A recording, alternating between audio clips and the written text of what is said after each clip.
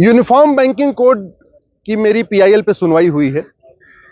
हमने कोर्ट को बताया है कि यूनिफॉर्म बैंकिंग कोड नहीं होने के कारण विदेशी बैंकें, एचएसबीसी, वेस्टर्न यूनियन, ऐसी बैंक जो विदेशी बैंकें जिनकी ब्रांचेस भारत में है, वो बहुत बड़े पैमाने पे विदेशों से देश के अलगाववादियों को फंडिंग करा रही हैं। विदेशी बैंकों के माध्यम से माओवादियों की फंडिंग हो रही है, नक्सलियों की फंडिंग हो रही है, कट्टरपंथियों की फंडिंग हो रही है, मिशनरियों की फंडिंग हो रही है, जिहादियों की फंडिंग हो रही है। नॉर्थ ईस्ट में बहुत बड़ी मात्रा में मिशनरियों की फंडिंग हो रही है, कश्मीर के अलगाववादियों की फंडिंग हो रही है, मणिपुर, मिजोरम, नागालैंड में बहुत बड़ी मात्रा में फंडिंग हो रही है, बाकायदा बैंक के जरिए हो रही है और सरकार को पता भी नहीं चल रहा है, क्योंकि बैंक में कोड होता है, सॉफ्टवेयर उसी कोड को पकड़ता है। जैसे एक होता है एनईएफटी, तो जैसे ही एनईएफटी के जैसे ट्रांजैक्शन होता है तो आरबीआई ये समझता है कि भारत के अंदर से ट्रांजैक्शन हो रहा है, भारत के अंदर पैसा ट्रांसफर हो रहा है। ऐसे एक होता है एनईएफटी, तो जब एनईएफटी कोड यूज होता है तो वो भारत के अंदर पैसा ट्रांजैक्शन के लिए होता है, पैसा ट्रांसफर के लिए होता है। एक होता है आईएमपीएस, इंस्टेंट मनी ट्रांसफर, वो भी विद इन कंट्री होता है। अगर भारत के बाहर से पैसा आए तो उसके लिए जो कोड है वो आईएमटी है, इंटरनेशनल मनी ट्रांसफर। लेकिन ये विदेशी बैंकें, एचएसबीसी और भी जो दुनिया भर की, western union, standard chartered, American express, इस टाइप की जो बैंकें हैं, ये बाहर से पैसा भारत में ट्रांसफर कर रही हैं, लेकिन आरटीजीएस यूज करती हैं और एनईएफटी यूज करती हैं, जबकि एनईएफटी और आरटीजीएस डोमेस्टिक टूल है।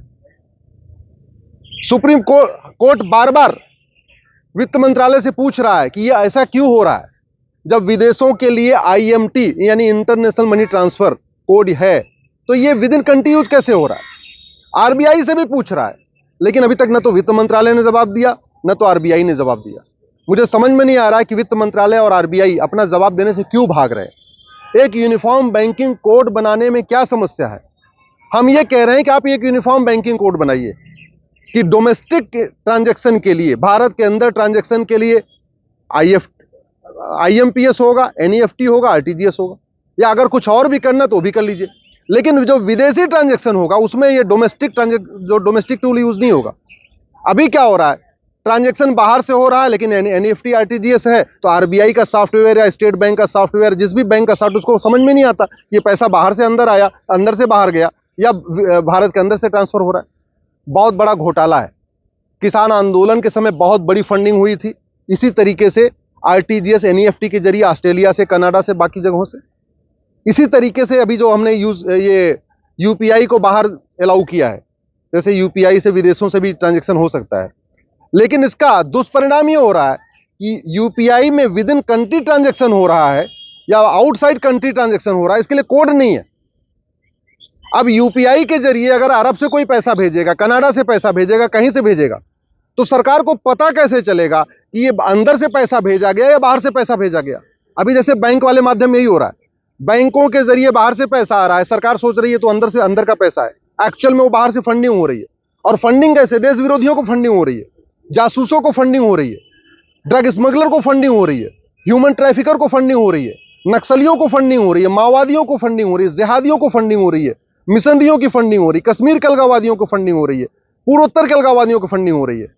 लेकिन सरकार उसको इसलिए नहीं पकड़ पा रही है क्योंकि जो फंडिंग आ रही है वो आरटीजीएस और एनईएफटी के जरिए आ रही है, जबकि आरटीजीएस और एनईएफटी जो कोड है ये विद इन कंट्री यूज करने के लिए है। बाहर से ट्रांसफर हो पैसा तो आईएमटी लिखा होना चाहिए। मैंने तो कोर्ट से भी मांग किया कि जब भी कभी बाहर से पैसा ट्रांसफर हो तो जिसने पैसा ट्रांसफर किया हो उसका नाम पूरा होना चाहिए स्टेटमेंट के ऊपर, उसका कम से कम मोबाइल नंबर पता होना चाहिए, उसका कंट्री कोड होना चाहिए, और वो कौन सी करेंसी भेज रहा है, ऑस्ट्रेलियन डॉलर भेज रहा है, अमेरिकन डॉलर भेज रहा है, या रियाल भेज रहा है, या दिनार भेज रहा है, जो भी करेंसी का नाम भी होना चाहिए, जिससे स्टेटमेंट को देखते ही सरकार को पता चल जाए कि कौन भेजने वाला है, कौन सी करेंसी भेजने वाला है, कितना पैसा भेजने वाला है। और सरकार को एक बहुत बड़ा नुकसान भी हो रहा है। बाहर से अगर दिनार आएगा, रियाल आएगा, ऑस्ट्रेलियन डॉलर आएगा, अमेरिकन डॉलर आएगा, यूरो आएगा, तो उसको कन्वर्जन का एक चार्ज है, वो कन्वर्जन चार्ज मिलता है। चूंकि वो पैसा सीधे सीधे वहां रुपए में ट्रांसफर हो रहा है, आरटीजीएस एनईएफटी में हो रहा है, तो उतना चार्ज नहीं मिल रहा है जितना कि बाकायदा आईएमटी में चार्ज मिलता। तो सरकार को नुकसान हो रहा है, देश को नुकसान हो रहा है।